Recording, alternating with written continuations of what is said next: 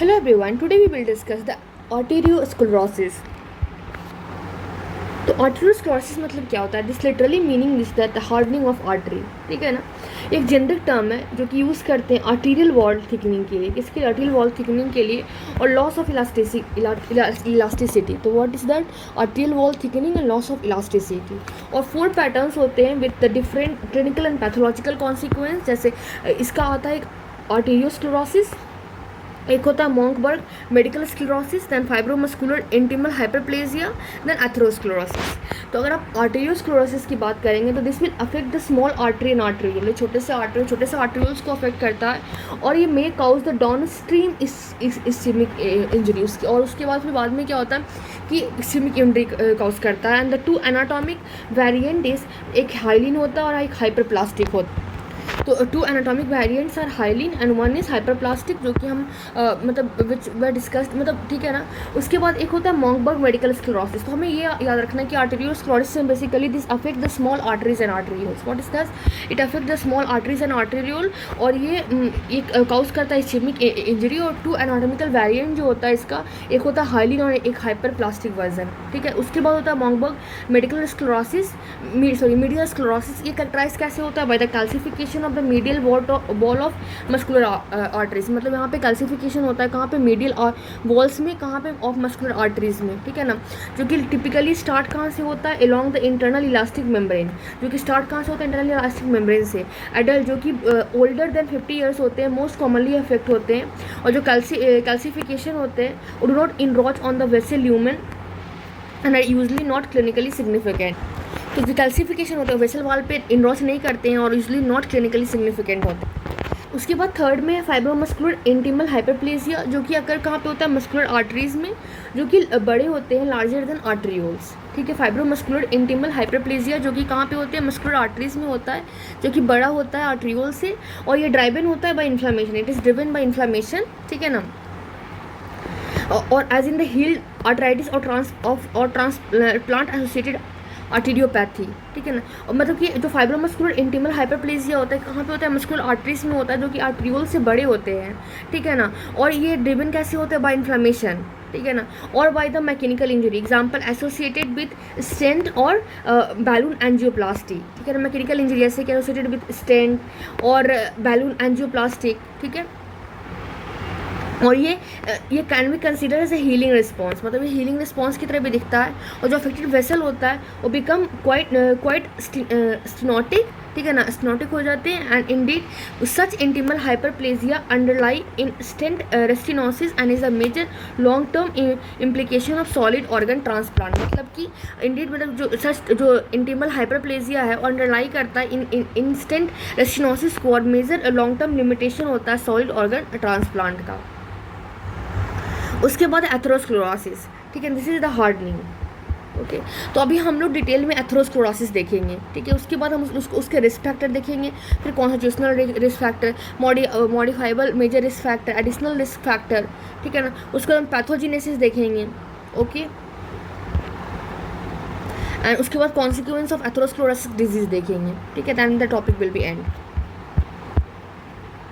तो atherosclerosis basically it means that underlying the pathogenesis of coronary, cerebral and peripheral vascular disease, और cause करता है more morbidity and mortality। तो atherosclerosis क्या underline करता है?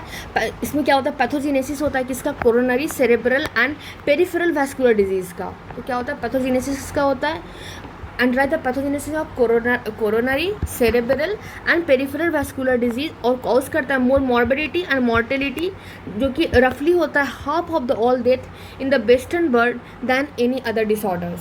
तो एथेरोस्क्लेरोसिस बेसिकली अंडरलाई करता है pathogenesis of coronary, cerebral and peripheral vascular disease, और ये कॉज करता है इसमें ज़्यादा मॉर्बिडिटी और मोर्टेलिटी होता है, रफली half of the death due to atherosclerosis ही होता है, ठीक है ना। और एथेरोस्क्लेरोसिस मतलब क्या होता है? हार्डनिंग, ठीक है, इन द वेस्टर्न वर्ल्ड में मोस्टली, ठीक है। अब बिकॉज जो कोरोनरी आर्टरी डिजीज होता है इंपॉर्टेंट मैनिफेस्टेशन होता है ऑफ द डिजीज। तो मतलब what is the common important manifestation of this disease? This is the coronary artery disease, okay. उसके बाद जो मायोकार्डियल इन्फार्क्शन होता है वो भी रिस्पॉन्सिबल होता है for almost quarter of all the death in the United state, मतलब वेस्टर्न वर्ल्ड के लिए, मतलब यूनाइटेड स्टेट्स के लिए बताया जा रहा है। Significant morbidity and mortality are also caused by aortic and carotid atherosclerotic disease and stroke. तो आगे हम लोग पढ़ते जाएंगे, ठीक है। अब उसके बाद है कि जो लाइकलीहुड ऑफ एथेरोस्क्लेरोसिस होता है डिटरमाइन कैसे होता है, by the combination of acquired, मतलब जो एथेरोस्क्लेरोसिस का मतलब क्यों होता है, determine by the combination of acquired, example cholesterol level, smoking, hypertension, inherited. तो एक्वायर्ड में क्या क्या आ गया, कोलेस्ट्रॉल लेवल, ठीक है ना, स्मोकिंग आ गया, हाइपरटेंशन आ गया। अगर इनहेरिटेंट की बात करेंगे तो कौन आएगा, low density lipoprotein, receptor gene mutation, gender and age associated risk factors. तो I hope you get it, आपको याद रखना होगा, ठीक है। एथेरोस्क्लेरोसिस अगर एक्वायर्ड फैक्टर से कौन कौन से होते हैं, कोलेस्ट्रॉल लेवल, स्मोकिंग, हाइपरटेंशन, और इनहेरिटेंट कौन कौन से, लो डेंसिटी लाइपोप्रोटीन, ठीक है ना, receptor gene mutation, gender and age associated risk factor. तो फिर से याद करो, low density LDL, receptor gene mutation हो गया, ठीक है ना, जेंडर के कारण एज एसोसिएटेड रिस्क फैक्टर। अब एक्टिंग इन द कंसर्ट, ये कॉज करता है intimal lesion that is called as atheroma और ऑल्सो कॉल्ड एज एथेरोमेटिस और एथेरोस्क्लेरोटिस प्लैग, ठीक है ना। ये इंटीमल लीजन्स करता है, इंटीमा में लीजन करता है, ठीक है ना, उसको हम लोग एथेरोमास बोलते हैं। इंटीमा में लीजन करता है, this is important, this cause the intimal lesion, और इसको हम लोग एथेरोमा बोलते हैं, जिसको हम लोग एथेरोमेटिस या फिर एथेरोस्क्लेरोटिक प्लैक्स भी बोलते हैं। और ये प्रोट्यूट करता है कहाँ पे, in the vessel lumen, vessels के लुमेन में प्रोट्यूट करता है। और एथेरोमेटस जो प्लैग होता है वो टिपिकली कंसिस्ट किसका करता है, raised lesion with a soft grumous core of lipid, ठीक है ना। तो जो एथेरोमेटस प्लैग जो है that consist of raised lesion, इसमें क्या होता है कि रेज्ड लीजन होता है और उसमें soft glomerular core of lipid होता है, लिपिड का एक पतला सा soft glomerular core of lipid होता है, जिसमें कोलेस्ट्रॉल होता है और कोलेस्ट्रॉल एस्टर्स होते हैं, ठीक है। Is covered by the fibrous cap that you can see in the diagram also, कि जैसे इन्होंने क्या बोल रहा है कि acting in the intimal lesion होता है, ठीक है, इंटीमल लीजन है, ओके। उसके बाद फिर उन्होंने बोला कि वहाँ पे एथेरोमास होते हैं, ठीक है, और इसको एथेरोमेटस या फिर एथेरोस्क्लेरोटिक प्लैग बोलते हैं, जो कि प्रोट्यूट कहाँ पे करता है, वेसल के ल्यूमेन में करता है प्रोट्यूट, ठीक है। और एथेरोमेटस जो प्लैग होते हैं क्या कंसिस्ट करते हैं, that is consist of the raised lesion, ठीक है। इसमें इससे जो एक अंदर में क्या होता है, soft granular core of lipid होता है, ठीक है ना। आगे हम लोग देखेंगे कि लिपिड मैक्रोफेज कैसे एलडीएल उसमें अकोमोडेट कर जाता है, हम लोग सब देखेंगे, बट यहाँ पे लुक द फिगर, इसमें कोलेस्ट्रॉल होता है, कोलेस्ट्रॉल ईस्टर होता है, और इसके ऊपर एक फाइब्रस कैप बन जाता है। फाइब्रस कैप का कंपोनेंट क्या है, सब अभी हम लोग देखेंगे। अब उसके बाद beside mechanically obstructing blood flow, atherosclerotic plug क्या करता है, रप्चर कर देता है, that lead to catastrophic obstructive vascular thrombosis, ठीक है ना। ये ठीक है, ब्लड फ्लो को तो ऑब्स्ट्रक्ट करता ही है, प्लस और भी क्या करता है, जो एथेरोस्क्लेरोटिक प्लग है उसका कभी कभी रप्चर हो जाता है, जिससे कि वैस्कुलर थ्रोम्बोसिस भी हो जाता है, मतलब मूवमेंट, ठीक है ना। Atherosclerotic plug can also increase the diffusion distance from the lumen to the media. Atherosclerotic plug जो है वो और भी क्या कर सकता है, increase the diffusion distance lumen from the lumen to the media, ठीक है, जिससे क्या होगा, इस्केमिक इंजरी हो जाएगा और beckoning of the vessel wall हो जाएगा, चेंजेस दैट रिजल्ट, और उससे क्या हो जाएगा, फिर एनोरिज्म का फॉर्मेशन हो जाएगा।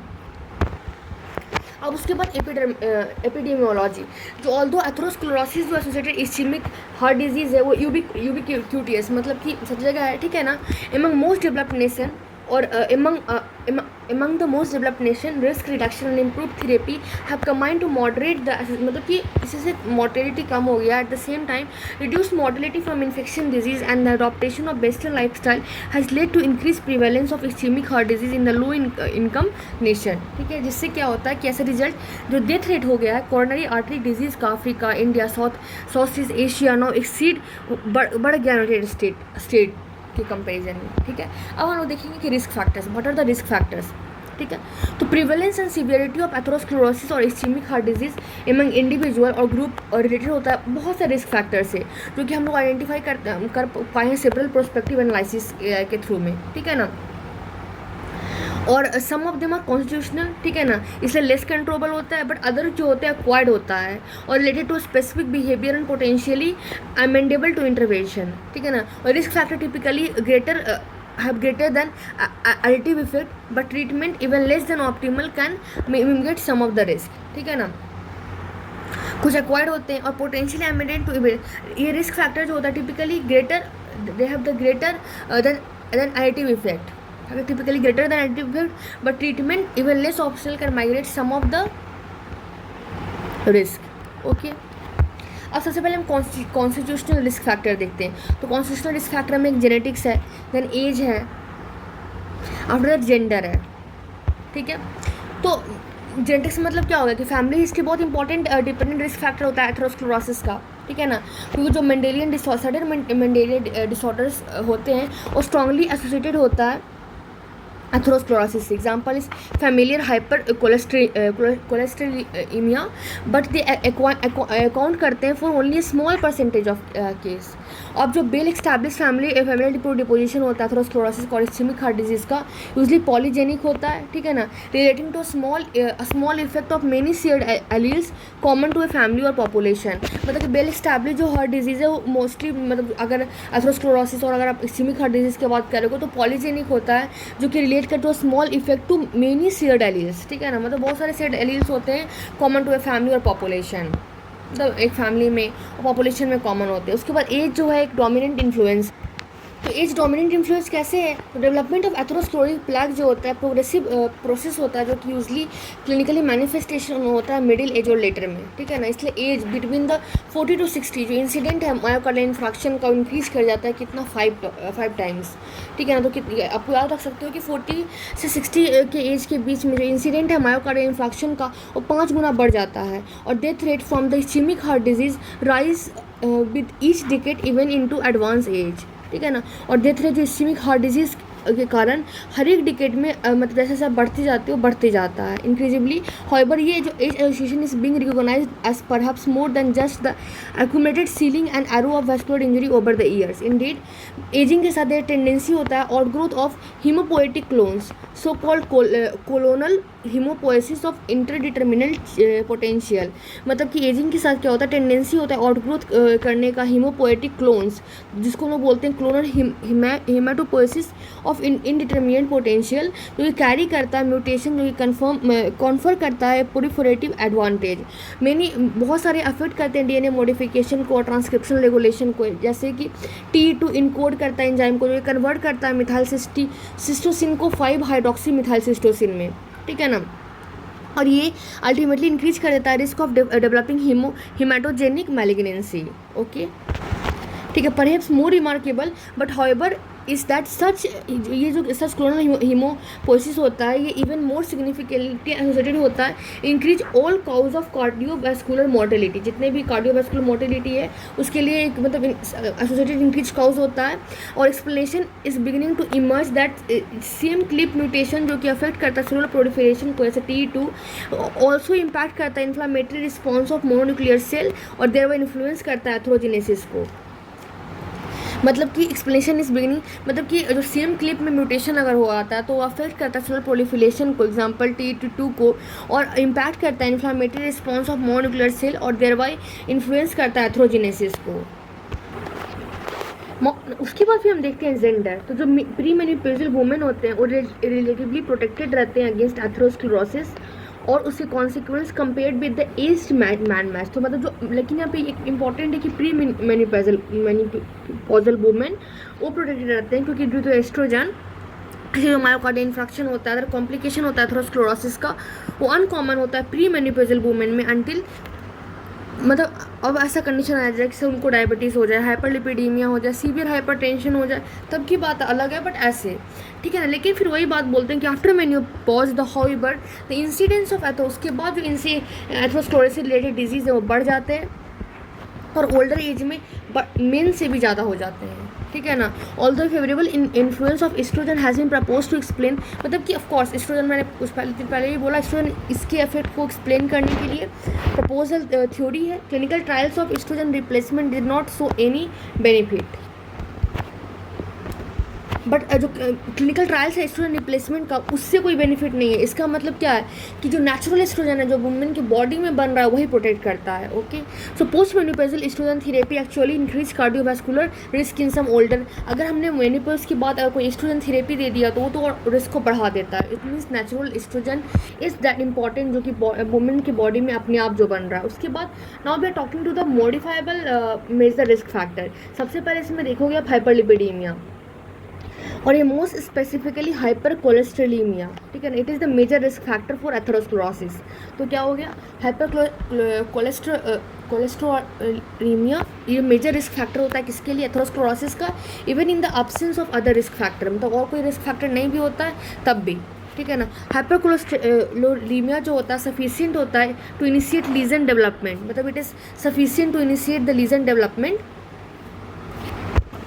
और जो मेजर कंपोनेंट होता है सीरम कोलेस्ट्रॉल का वो एसोसिएटेड रहता है with the increase risk in LDL cholesterol, कि एलडीएल कोलेस्ट्रॉल का बढ़ जाना, that is called as bad cholesterol. और जो एलडीएल होता है लिपिड कोलेस्ट्रॉल प्रोटीन कॉम्प्लेक्स होता है जो कि डिलीवर करता है कोलेस्ट्रॉल को पेरिफेरल टिश्यू तक। तो हम बोलेंगे कि एलडीएल लिपिड कोलेस्ट्रॉल प्रोटीन होता है जो कि डिलीवर करता है कोलेस्ट्रॉल को तो पेरिफेरल टिश्यू में। और इन कॉन्टेक्स्ट अगर हाई डेंसिटी लिपोप्रोटीन की बात करें तो ये कॉम्प्लेक्स होता है जो कि मोबिलाइज करता है कोलेस्ट्रॉल को पेरिफेरी से इंक्लूडिंग द एथेरोमा और ट्रांसपोर्ट करता है लीवर तक फॉर कैटाबॉलिज्म एंड बाइलियरी एक्सक्रीशन। तो यहाँ पे कुछ भी नहीं लिखा है, यहाँ पे इन्होंने ये बताना चाह रहे हैं जैसे हाइपरलिपिडीमिया जो होता है, मोर स्पेसिफिकली जो हाइपर कोलेस्ट्रोलीमिया होता है,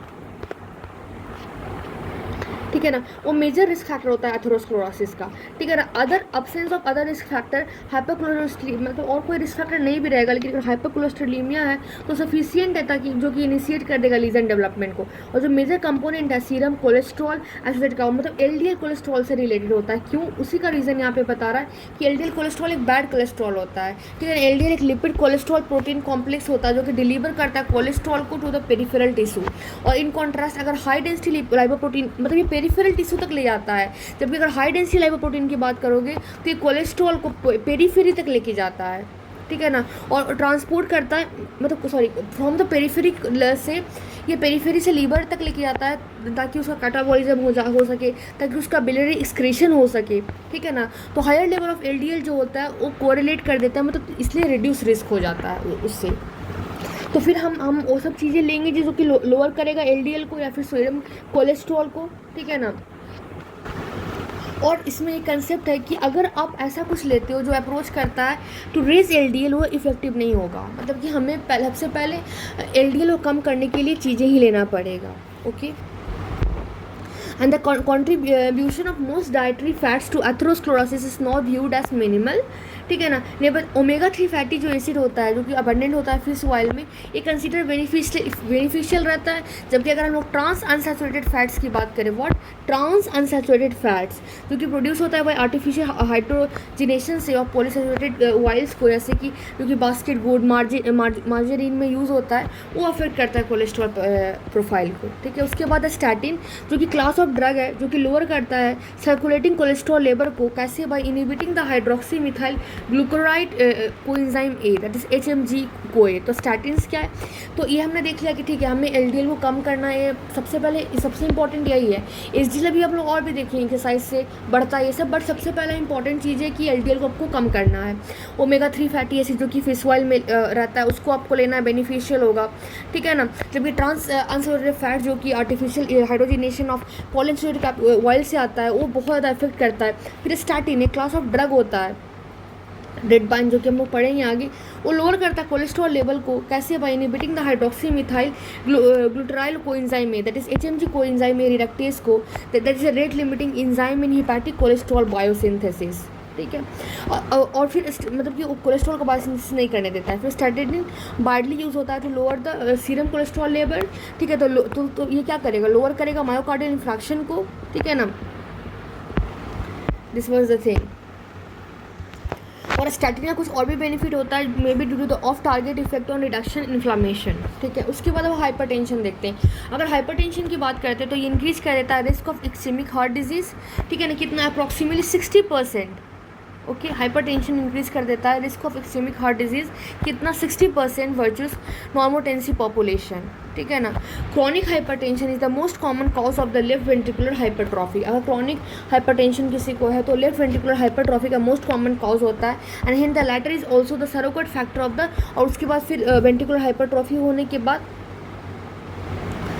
कार्डियोवास्कुलर मतलब एक बहुत ज़्यादा इफेक्ट होता है। उसके बाद सिगरेट स्मोकिंग, जो कि पर्टिकुलर प्रोलॉन्ग्ड ईयर्स यूज़ करने के बाद double the death rate from the ischemic heart disease. अगर सिगरेट स्मोकिंग बहुत सालों से कर रहे हैं, यूज़ कर रहे हैं, then this lead to ischemic heart disease से डेथ होने का चांसेस ये रहता है। और स्मोकिंग की रीजन रिड्यूस द रिस्क, ठीक है। उसके बाद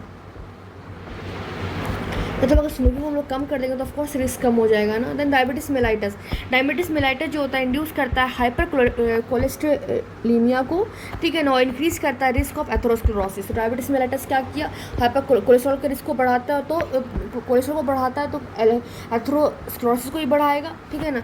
other factor being equal, the incident of myocardial infection is twice as high in the, अगर डायबिटीज़ कोई पेशेंट है तो उसमें एमआई होने की चांसेस ट्वाइस होता है एज़ कम्पेयर टू नॉर्मोग्लाइसेमिक इंडिविजुअल, ठीक है।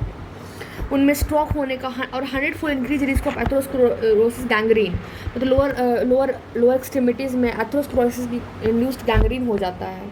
उसके बाद एडिशनल रिस्क फैक्टर्स अब देखते हैं। तो एडिशनल रिस्क फैक्टर में क्या होगा, एज मेनी एज 20% ऑफ जितने भी कार्डियोवैस्कुलर इवेंट होता है जो कि अकर होता है in the absent of major risk factor, ठीक है ना। अगर in the absence of major risk factor, example hypertension, मतलब 20% जो जितने भी कार्डियोवैस्कुलर इवेंट्स हैं ये सब के मेजर रिस्क फैक्टर के अब्सेंस में होता है। हाइपरटेंशन, हाइपरलिपिडीमिया, स्मोकिंग, डायबिटीज़, मतलब ये सब नहीं भी रहेगा लेकिन 20% चांसेस है कि होता है, ठीक है ना। Indeed more than 75% of cardiovascular events previously healthy women occur with LDL cholesterol level, मतलब उनमें बहुत कम होता था। Level generally consider to be lower risk, ठीक है ना। इसका मतलब कि अदर फैक्टर्स भी होते हैं जो कंट्रीब्यूट करते हैं, that we are going to review. सबसे पहले इन्फ्लेमेशन की बात करते हैं। इन्फ्लेमेशन क्या होता है, प्रेजेंट होता है during all the stage of atherogenesis. Inflammation present होता है सारे के सारे एथेरोजेनिक स्टेट में और इंटीमेटली लिंक्ड होता है विद एथेरोस्क्लेरोटिक प्लैक फॉर्मेशन, ठीक है ना। इन्फ्लेमेशन प्रेजेंट होता है और इससे क्या होता है, that is linked with atherosclerotic plaque formation और रप्चर, ठीक है ना। और with that increasing recognition that inflammation play a significant casual role in the ischemic heart disease, ठीक है। इन्फ्लेमेशन इस्केमिक हार्ट डिजीज़ में बहुत बड़ा रोल प्ले करता है। Assessment of systemic inflammation has become important, इसलिए सिस्टमिक इन्फ्लेमेशन को हमें देखना, असेस करना बहुत इंपॉर्टेंट होता है, ठीक है ना। अब a number of circulating markers of inflammation हम कैसे पता लगाएंगे, by the help of circulating marker of the inflammation, जो कि कोरिलेट करता है with ischaemic heart disease and the C reactive protein, ठीक है ना, इसको हम लोग मेजर करेंगे। अब सी रिएक्टिव प्रोटीन क्या होता है, एक्यूट फेज रिएक्टेंट होता है जो कि synthesized primarily by the liver. Although जो सीआरपी होता है does not appear to be casually related to development of atherosclerosis. CRP मतलब कैजुअली नहीं रिलेटेड होता है डेवलपमेंट ऑफ एथेरोस्क्लेरोसिस और its sequel. It is well established that plasma CPR is a strong independent marker for risk for myocardial infraction, stroke, peripheral arterial disease and sudden cardiac death even among apparently healthy individual. मतलब कि जो सी reactive protein होता है वो atherosclerosis के लिए उतना important चीज़, strong independent factor नहीं होता है, बट ये और सब चीज़ जैसे myocardial infraction, stroke, peripheral arterial disease, sudden cardiac death even, ठीक है ना, अपेरेंटली हेल्दी इंडिविजुअल में भी ये दिखता है। अकॉर्डिंगली जो सीआरपी लेवल होता है वो इनकॉर्पोरेट हुआ है into risk stratification algorithm. Interestingly CRP level जो होता है टिपिकली लोअर करता है in concert with other risk reduction measure including smoking cessation, weight loss and starting administration. मतलब कि सीआरपी लेवल कैसे हम लोग कम करते हैं, ठीक है ना, bye the help of smoking को कम करना, वेट लॉस करना, एक्सरसाइज, स्टार्टिंग को एडमिनिस्ट्रेट करना, ठीक है। उसके बाद एक आता है हाइपर होमोसिस्टेनीमिया। तो अगर हम लोग हाइपर होमोसिस्टेनीमिया की बात करेंगे तो सीरम होमोसिस्टिन लेवल जो होता है रिलेट करता है कोरोनरी एथेरोस्क्लेरोसिस से, पेरिफेरल वैस्कुलर डिजीज से, स्ट्रोक से, वीनस थ्रोम्बोसिस से। तो सीरम होमोसिस्टिन लेवल किससे कोरिलेट करता है, with the coronary atherosclerosis, peripheral vascular disease, stroke, venous thrombosis. और जो होमोसिस्टिन यूरिया है due to rare inborn of metabolism से एलिवेटेड सर्कुलेटिंग होमोसिस्टिन जो कि ज़्यादा होगा 100 माइक्रोमोल पर लीटर से, तो एसोसिएटेड रहता है प्री मैच्योर वैस्कुलर डिजीज से, ठीक है। उसके बाद मेटाबॉलिक सिंड्रोम, तो associated with central obesity, this identity ये कैरेक्टराइज होता है by the insulin resistance, hypertension, dyslipidaemia मतलब elevated LDL and depressed LDL, hypercoagulative, pro inflammatory state, dyslipidaemia, hyperglycaemia and hypertension सब के सब कार्डियक रिस्क फैक्टर होते हैं।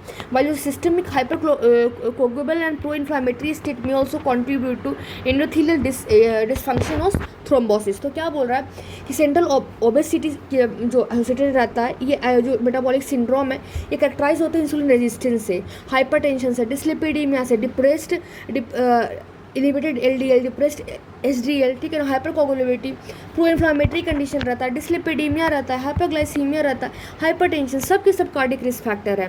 जबकि systemic hypercoagulable and pro inflammatory का स्टेट भी कंट्रीब्यूट कर सकता है एंडोथेलियल डिसफंक्शन को और थ्रोम्बोसिस को।